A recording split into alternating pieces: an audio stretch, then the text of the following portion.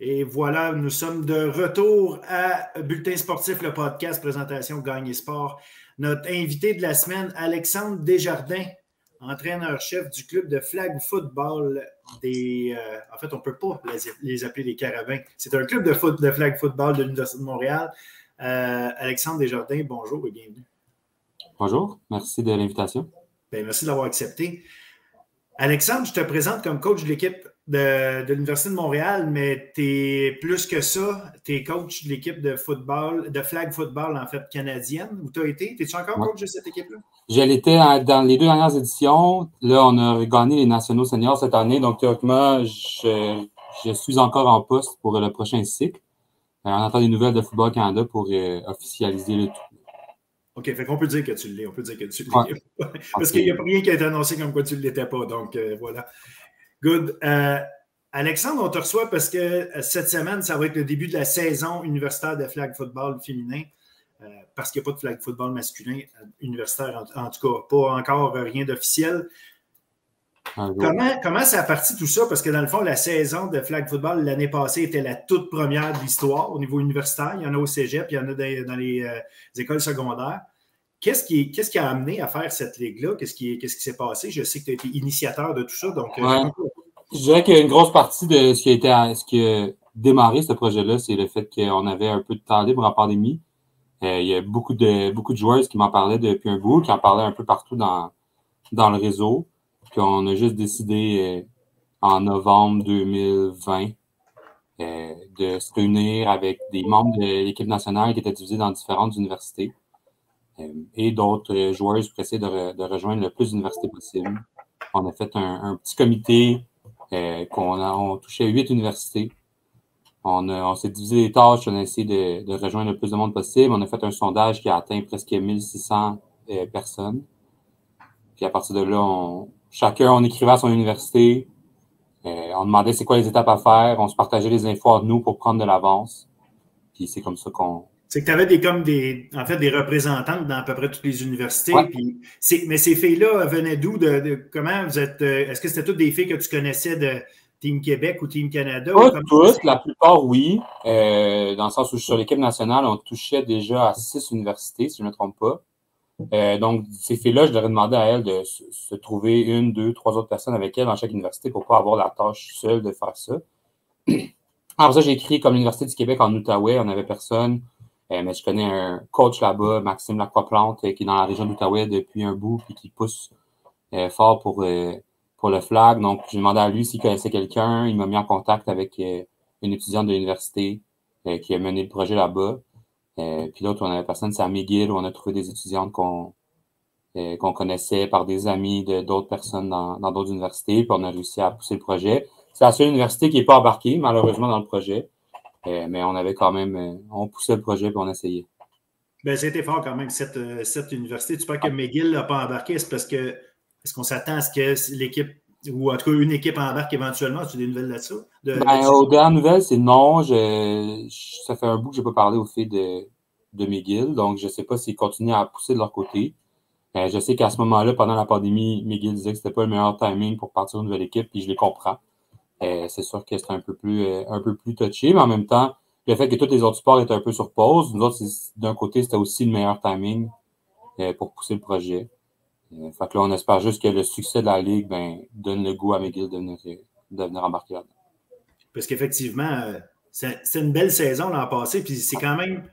C'est bien fait comme concept, là, si on veut. C'est pas des matchs éparpillés ici et là. Vous vous retrouvez à un endroit une fois par semaine, par 2 semaines, ou à peu près, là, par 2 semaines. Puis toutes les équipes se retrouvent au même endroit. On joue comme un peu comme l'impression, ça fait l'effet d'un tournoi, là, dans le fond. Oui, mais en fait, c'est ça, c'est des mini-tournois. Il ne faut pas oublier que dans ce format-là de flag, les matchs sont quand même assez courts. Là. On joue 2 demi de 20 minutes. Fait que, on parle Montréal-Québec. Si tu y vas pour jouer 40 minutes de flag, les déplacements, ça ne vaut pas vraiment la peine.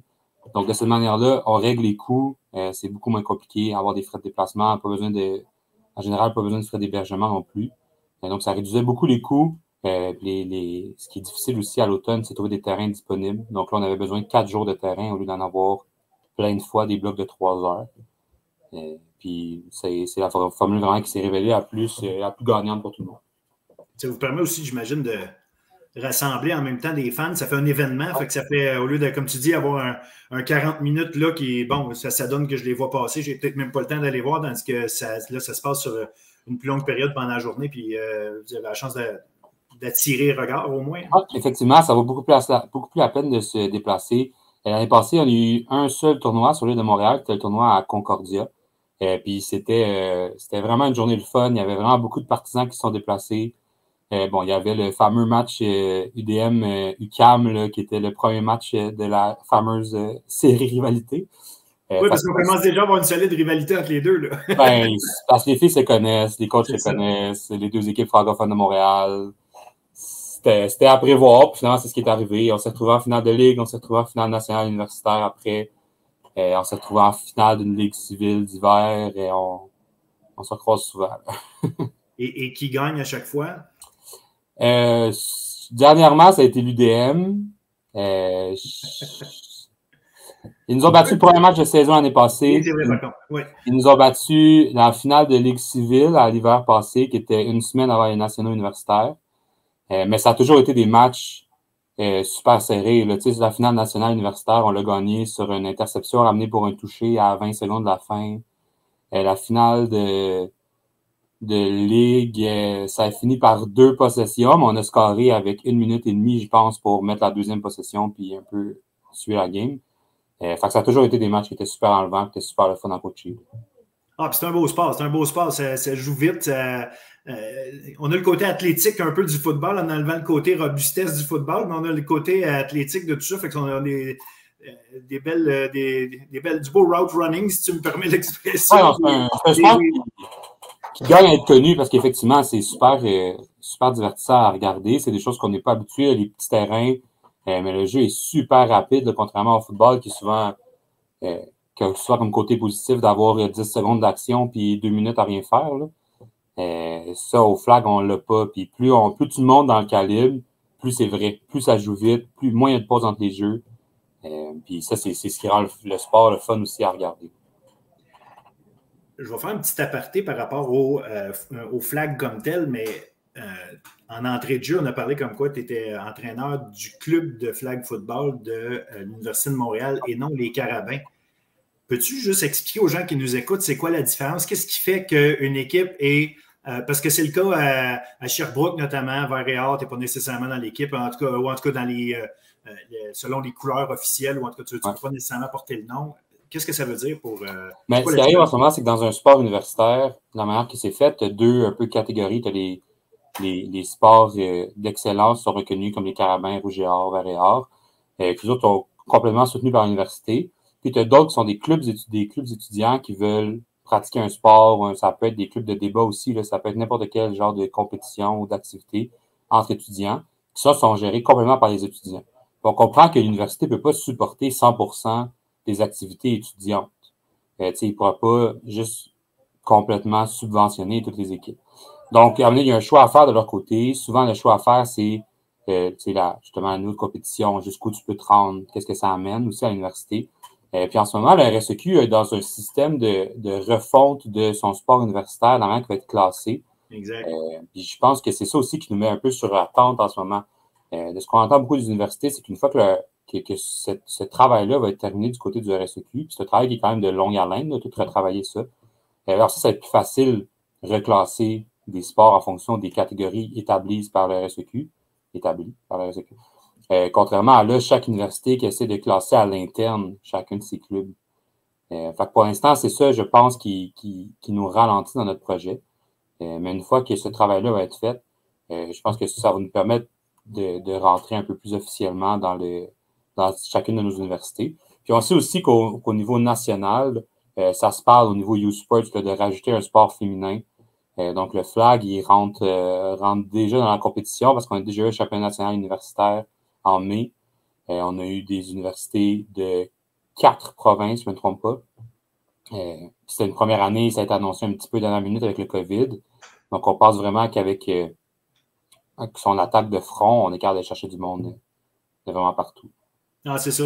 Parce que c'est un cas intéressant, effectivement, quand ça a commencé l'an passé. Souvent, le RSEQ ne prend pas en charge, si on veut, des ligues de clubs sportifs. c'est les ligues des équipes officielles, ouais. si on veut. Mais le RSEQ, déjà, a voulu, comme tu mentionnes, la réflexion qu'ils ont faite pour reclasser les choses, a quand même voulu en profiter, de dire, bon, écoute, on va s'occuper d'encadrer les horaires et ces choses-là, puisque ça implique. Donc, c'est un sport RSEQ, mais avec des clubs sportifs. Ouais, donc, le RSEQ a décidé de prendre en charge le côté compétition. Alors, on est un peu un projet pilote, là, justement, à mi-chemin entre un club sportif et un club d'excellence là, dans les universités. Ben, ça prouve que vous avez monté quand même un projet qui était solide et qu'il y avait une fondation qui était intéressante plus que simplement avoir une couple d'universités qui cherchent quoi faire une fin de semaine puis aller sur des terrains puis se rencontrer là. Mais il y avait vraiment une structure. Tu es arrivé, toi et ton groupe de représentants, je vais les appeler comme ça parce qu'il y en a quand même plusieurs, comme tu dis, dans plusieurs universités. Ah. Mais tout ce travail-là qui a été fait, c'était un travail de fond avec une structure qui était vraiment bien établie pour arriver avec un calendrier de compétition solide. Fait que chapeau là-dessus. Puis, bon, malheureusement, c'est pas nécessairement tout le temps disponible pour voir ce qui se passe au niveau des matchs, que ce soit web diffusion ou quoi. Est-ce que cette année, on va avoir des matchs web diffusés? Comment ça va? Est-ce qu'on va avoir accès à ça ou il faut aller sur place? À ce que je sache, on n'a pas de web studio encore. Je sais qu'on en parlait pour peut-être le dernier tournoi avec les finales. Mm-hmm. Maintenant, c'est pris en charge par le RSEQ, là, donc le comité qu'on a fait est séparé. Chaque représentant va gérer son équipe, mais on n'a pas la gestion de la ligue au complet non plus. C'est sûr que c'est des choses dont on a discuté et dont on essaie d'amener aussi. Il y a aussi, j'ai parlé avec le coach de l'UQAM, il y a une proposition qui n'a pas passé, mais qu'on va peut-être ramener l'année prochaine, de faire une partie qui est à l'extérieur des tournois en levée de rideau un vendredi soir à Montréal, puis essayer d'en faire un événement. Juste pour rajouter à la rivalité, mais c'est ça. Fait que ça non plus, c'est pas passé, ça n'a pas été poussé très loin, mais c'est des choses. Là, c'est une première année. On a ramené des points, plus de fonds à régler pour la deuxième année. Je pense que la première année a super bien été quand même. Puis après ça aide vraiment à qu'est-ce qu'on peut faire côté pub pour la visibilité, pour ramener plus de monde. Je pense que ça va s'en venir tranquillement là, avec le développement de ce projet-là. Excellent. Si on revient un peu sur l'année passée, oui, l'UQAM puis l'Université de Montréal se retrouvent au sommet régulièrement, mais vous n'avez quand même pas fini premier. C'est l'UQTR puis Concordia qui ont eu les deux premières places. En fait, Concordia première puis l'UQTR deuxième. Vous étiez 3 et 4, UQAM et Montréal. Ça reste qu'il y a de la... Ça montre que, oui, les deux équipes de Montréal francophones sont solides, mais il y a du bon jeu partout dans la province aussi. Là. Oui, mais c'est ça que la Ligue est le fun aussi. C'est que justement, c'est pas une domination unilatérale. Dans le sens, oui, je pense qu'on a su gagner au bon moment, mais pendant la saison, j'ai perdu contre des équipes qui sont en bas de classement parce qu'ils ont bien joué, puis nous autres, on ne s'est pas présenté, ou des fois qu'on a perdu une game contre Laval où ils méritaient parce qu'ils ont joué la game de leur saison, puis nous autres, on n'était pas de niveau ce jour-là. Fait que c'est ça aussi qui fait que cette ligue-là est super le fun. C'est qu'à chaque jour, il faut que tu te présentes, puis qu'à chaque match, il faut que tu te présentes parce que peu importe c'est qui l'équipe. L'année passée, il y a l'UQO, l'Université du Québec en Outaouais, qui tirait un peu plus de la patte, qui a un peu plus de misère, mais sinon, les 6 autres universités, si tu ne jouais pas bien, tu perdais le match. Parce que les 6 équipes représentaient des équipes qui étaient compétitives et avec du temps. Puis, tu parles de l'Université du Québec en Outaouais, mais en même temps, eux, ils ont un bassin intéressant. Là. Je sais que l'équipe, les Griffons de l'Outaouais au niveau collégial, qui ont une solide saison l'année passée. Fait que j'imagine que ça aide aussi en sachant que il y a peut-être une relève qui est proche, là, puis qui va pouvoir aller avec cette université-là. Évidemment, les filles ont toujours le choix de continuer là ou non, mais ça reste que géographiquement, il y a quand même un... Tu sais, c'est pas une région pauvre, là. Non, il y a un beau bassin, puis c'est un peu ce que j'ai dit au responsable des sports de l'université. Quand on s'est parlé, il m'a appelé quand on partait le projet. Il m'a demandé qu'est-ce que j'en pensais, il m'a expliqué sa situation. Puis moi, ce que je lui ai dit, c'est que le flag football en Outaouais est super fort depuis 3 ans. T'sais, le cégep, le secondaire, depuis un petit peu plus longtemps, ils sont établis comme des bonnes équipes. Le cégep, depuis 2 ans, est une force au collégial, qui était bon quelques années avant. Donc, même si le sport est en santé plus jeune en ce moment, ces athlètes-là ne sont pas nécessairement tous rendus à l'université encore.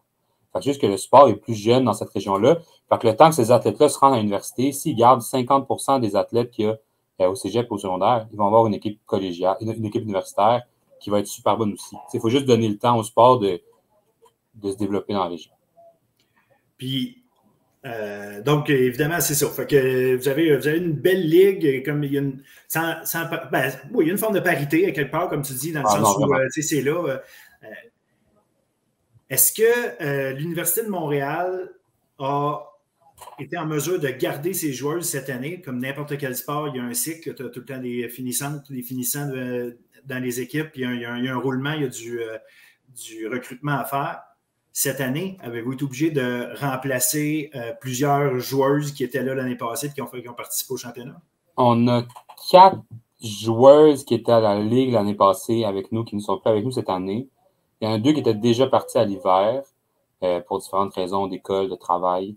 Fait qu'on avait déjà commencé à les remplacer parce que nous autres, dans le fond, notre cycle annuel, ça a été la saison universitaire en automne, la préparation pour le championnat national qui était en mai. Fait que tout ça, c'était pendant l'hiver. Puis en gagnant le championnat national universitaire en mai, on avait une place au championnat national senior qui était début août. En fond, nous autres, on a joué toute l'année sous le sigle de l'Université de Montréal pour ces compétitions-là. Fait qu'au fur et à mesure qu'on perdait des joueuses, on en ramenait pour compenser parce qu'on devait continuer à compétitionner. Mais au national senior, il y avait un maximum de 10 joueurs sur l'alignement. Fait que on est redescendu à 10 pour ça. Puis on est remonté à 15 pour la saison qui s'en vient à l'automne. Et là, est-ce que ta carrière, est-ce qu'elle est toujours là? Sandrine est au rendez-vous. Sandrine est en forme. Excellent. On va être correct. Parfait. On a 2 joueuses qui reviennent des États-Unis qui sont allées jouer au flag universitaire là-bas, dont une qui a été 2 fois championne nationale back-to-back. Son nom, c'est? Clara Baudouin. Parfait. Donc, elle a été 2 fois, elle est allée à l'Université d'Ottawa au Kansas. Puis elle a gagné 2 fois les championnats nationaux là-bas. Puis là, elle revient étudier à Montréal. Fait qu'elle a décidé de revenir chez nous. Excellent, ça. Fait que ça fait une bonne nouvelle. Les autres équipes, là, évidemment, tu connais plus ton équipe, mais je veux dire, avec ton aura qui est plus grand que celui de l'Université de Montréal, tu as quand même une bonne idée. Est-ce qu'on s'attend à avoir beaucoup de changements? Y a-t-il beaucoup de nouvelles filles? Quel engouement ça a créé justement pour le recrutement? C'est différent. Là, vous ne partiez pas de on va se former des équipes dans les universités. Là, il y avait des filles collégiales pour la première fois qui peut-être choisissaient leur université aussi en fonction de leur équipe de flag football. Comment vous avez vécu ça un peu partout? Il y a un combine qui est organisé, là, une séance d'essai provinciale en décembre pour donner la chance à toutes les finissantes collégiales de se prouver un peu. Il y avait des tests physiques, il y avait des différentes drills, il y avait des matchs. Puis permettre à ces filles-là aussi de parler aux entraîneurs universitaires. Fait que ça, c'est une super bonne idée qui a été mise d'avant par le coach des nomades du Cégep Montmorency, François Deslauriers. Donc, qui a mené ce projet-là. Ça a super bien été, tout le monde était super content. Ça a permis à tout le monde d'échanger aussi pour la première fois. Puis, je pense que tout le monde est sorti gagnant de ce cycle-là. Là. Je vois les équipes là, qui commencent à annoncer tranquillement leurs joueuses ou ce que tu vois sur les réseaux sociaux, tu vois, qui pratiquent. Je pense que Sherbrooke a l'air d'annoncer une équipe qui va être meilleure que l'année passée, juste avec les noms rapidement que je vois. Ne serait-ce qu'un an d'expérience, ça va faire la différence aussi. l'UQAM ont ajouté des bonnes athlètes dans leur alignement. Concordia, qui l'a échappé en demi-finale l'année passée, reste avec un line-up qui était très fort l'année passée, puis on a vu quelques bons ajouts aussi. Les autres équipes, j'ai un petit peu moins de nouvelles. On va le voir en fin de semaine au premier tournoi. Mais je pense que juste le fait d'avoir une année derrière la cravate, tout le monde, de l'expérience, les coachs vont être plus habitués de faire du 5 contre 5, les joueuses aussi. Donc, je pense que ça va être une année qui va être encore plus compétitive que l'année dernière. Parce que ça qui est intéressant, vous faites du 5 contre 5, ce qui est un peu le modèle au niveau national, je pense international, on est dans le 5 contre 5, alors que le 7 contre 7, c'est ce qu'on est habitué de voir là, dans nos écoles secondaires, puis ceux qui font ceux qui voient les équipes de flag football. Donc, qu'est-ce que ça change le plus là, quand tu vas me dire, plus de joueurs ou moins de joueurs sur le terrain, là, c'est la réponse plate, là, mais dans la façon dont le jeu se fait, dans les types de joueurs qu'il y a, c'est quoi la plus grosse différence que ça impacte d'être 5 contre 5 versus le 7? Je trouve que la plus grosse différence, ça va être le souci du détail. En 7 contre 7, souvent, si tu cours vite là, avec la grandeur du terrain, tu vas trouver un moyen de t'en sortir. En 5 contre 5, il faut vraiment être plus technicien, il faut être plus précis dans ce qu'on fait, parce que le terrain est super petit. Là, on parle d'un terrain canadien en 7 contre 7, là, donc 65 verges de large. En 5 contre 5, on a un terrain de 25 verges de large. Puis sur la longueur, on parle d'un terrain de 70 verges au lieu de 150. Donc, c'est moins que la moitié là aussi. Donc, c'est vraiment, vraiment plus petit. Au flag, tu passes de 14 à 10. Fait que tu réduis à presque un peu moins de 20% du terrain, mais tu gardes quand même une grosse partie des joueurs. Fait que c'est beaucoup ça. C'est travailler les technicalités, travailler les tracés, travailler les couvertures de manière vraiment différente qu'en 7 contre 7. Puis ça, je trouve que c'est ce qui rend le sport aussi le fun. Il y a personne qui, je ne vais pas dire que ça sert à rien, mais ça arrive souvent là, quand tu joues à 7 contre 7 sur des grands terrains, que tes demi de coin larges, là, ils n'ont pas beaucoup d'action pendant le match. Là. Sauf quand tu joues contre les quelques équipes qui ont un bras pour se rendre là. Tandis qu'en 5 contre 5, tout le monde est capable de lancer n'importe où. Tout le monde est capable d'attaquer toutes les zones du terrain. Fait que ça fait que tu es obligé de tout défendre le terrain aussi. Il y a eu le championnat canadien de flag, les équipes qui n'est pas scolaire, là, mais qui est civil, les équipes du Québec au niveau féminin, je pense qu'on a tout gagné ou pas loin. On a gagné, c'est une finale québécoise en U20, donc oui, on a gagné or et on a remporté le U18 et on a perdu en finale U16 féminin, donc on n'a pas tout raflé les médailles, mais c'est vraiment les Nouvelle-Écosse sont en train de retravailler leur programme parce qu'avant, c'était une équipe qu'on affrontait et qui c'était jamais vraiment un problème. Puis là, même plus haut, ils ont donné plus de fil à retordre dans nos équipes, mais à U16, je pense qu'ils retravaillent le programme de la base et ils veulent monter leurs athlètes. Là. Il va falloir les prendre au sérieux pour les prochaines années. Mais ça montre quand même qu'il y a énormément de talent dans le flag football à tous les niveaux, puis du bon coaching aussi, parce que ça veut dire des bonnes préparations, parce que des bonnes athlètes, c'est sûr qu'il y en a dans toutes les provinces, mais à un moment donné, ça aussi, c'est là. Est-ce qu'on peut s'attendre éventuellement à avoir une D2 ben, je ne dis pas dans le sens que c'est D1, là, comme tu disais, on parlait tantôt que les classifications ne sont pas encore nécessairement claires par rapport à tout ça. Est-ce que on parlait de nouvelles universités, mais est-ce que ça se peut que les mêmes universités viennent à avoir 2 équipes à un moment donné, étant donné la quantité de bonnes joueuses un peu partout? J'ai fait la demande cette année à l'Université de Montréal. L'année passée, on avait eu 93 athlètes qui s'étaient présentés pour nos sélections. Puis cette année, avec l'entre-saison, le recrutement, tout ça, tous les contacts que j'avais qui me parlaient qu'ils venaient à l'université, des filles qui graduaient du cégep ou des filles qui faisaient des retours aux études pour le flag, si j'avais une deuxième équipe, elle n'était pas mauvaise, là. Puis, tu sais, cette année aux sélections, on était près de 40 filles. Je pense que le mot s'est passé aussi là, qu'on avait une bonne équipe, qu'il y a beaucoup de filles qui revenaient. Mais on a quand même eu 40 filles qui sont présentées aux sélections. Puis, je pense que la moyenne de talent était plus élevée cette année que l'année passée. J'avais beaucoup, beaucoup de talent aux sélections. Tu sais, au bout du compte, on finit par, tu peux s'en mettre 5 sur le terrain. Fait que peu importe combien t'en as de talentueuses, il faut t'en fais jouer 5. Là.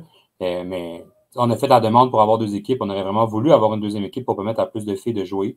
On s'est fait dire non. Je ne sais pas si éventuellement, quand ça va être classé officiellement, il va y avoir une possibilité là-dessus. On regarde, nous autres, la possibilité de le faire dans des ligues civiles à partir de cet hiver pour permettre à plus de jeunes de continuer à jouer.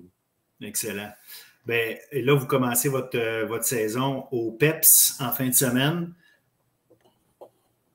Il y a évidemment l'UQAM que vous allez surveiller de près, si on peut le dire comme ça. C'est qui, à part l'UQAM, là, qui est votre rival naturel, ne serait-ce que, comme tu dis, vous connaissez les coachs et les joueurs ont joué ensemble et contre depuis longtemps. Est-ce que c'est encore Concordia? Est-ce que c'est encore l'UQTR? Es-tu capable de déjà avoir une idée là, de qui va être les grosses équipes? Bien, Concordia, c'est sûr qu'ils vont être une bonne équipe. Là. Ils ont Sarah Parker qui lance. Qui est à ma carrière au senior d'ailleurs cet été depuis quelques années, qui a été la carrière en lice pour l'équipe nationale aussi les dernières années. Puis elle est entourée, pas toute seule à son équipe, elle a plein d'autres bonnes athlètes avec elle. Mais ça, c'est toujours une équipe qui va être bonne. UQTR, ils ont eu la malchance de perdre la carrière qui s'en venait chez eux cet hiver, blessure au genou. Donc, aux dernières nouvelles, elle ne devrait pas être là. Je pense que ça les affecte pas mal, mais on parle pas beaucoup de ça avec les coachs. Là, on va avoir la surprise probablement en fin de semaine, voir qui va se présenter. Mais tu sais, je pense que la rivalité est avec les autres équipes quand tu vas les affronter. Tu sais, si on arrive contre Sherbrooke et le match est serré, ben le deuxième match, on sait que ça va être un match intense. Fait que souvent, le premier tournoi, c'est là qu'on se redécouvre. Surtout là, on est en début de C'est la deuxième année. Fait que c'est fou les changements que toutes les équipes ont fait d'une année à l'autre. Tout le monde arrive avec de l'expérience, tout le monde arrive avec un bagage différent. Moi, je pense vraiment que tout le monde va être une coche de plus que l'année passée. Fait que je pense que tous les matchs vont être sérieux et intéressants. Bon, ben excellent. Écoute, j'invite tout le monde à prendre le temps d'aller voir sur le site du RSEQ, évidemment, au podcast, puis on va en parler, puis on va dire quand sont les événements. Fait que je le répète, dimanche le 18 septembre, premier tournoi au PEPS de l'Université Laval. Chaque équipe joue 4 matchs. Je pense que c'est ça, 3 ou 4 matchs. 3 ou 4, oui. C'est 3 ou 4, dépendamment des équipes. On n'aura pas la chance d'avoir un UQAM Montréal au PEPS. Non. Mais on va avoir un Montréal-Laval, ce qui est toujours par défaut,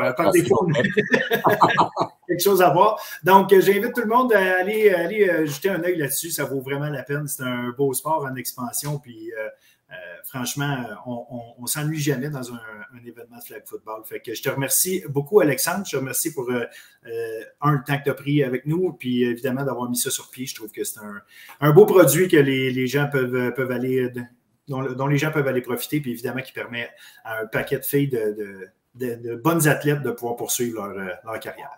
Mais merci à toi, merci pour l'invitation, merci pour tout ce que tu fais aussi. Là, il y a beaucoup de gens qui m'en parlent, que c'est le fun d'avoir quelqu'un qui promouvoit le sport étudiant comme ça. Donc, je te lève mon chapeau, moi aussi, pour tout ce que tu fais. Ah ben merci, c'est apprécié. Fait on va continuer de faire le mieux qu'on peut. Puis, comme on le dit cette année, ben, en plus d'écrire, on fait un podcast. Fait qu'il y a plein d'autres façons de promouvoir tout ça. Excellent. Merci, Alex. Salut.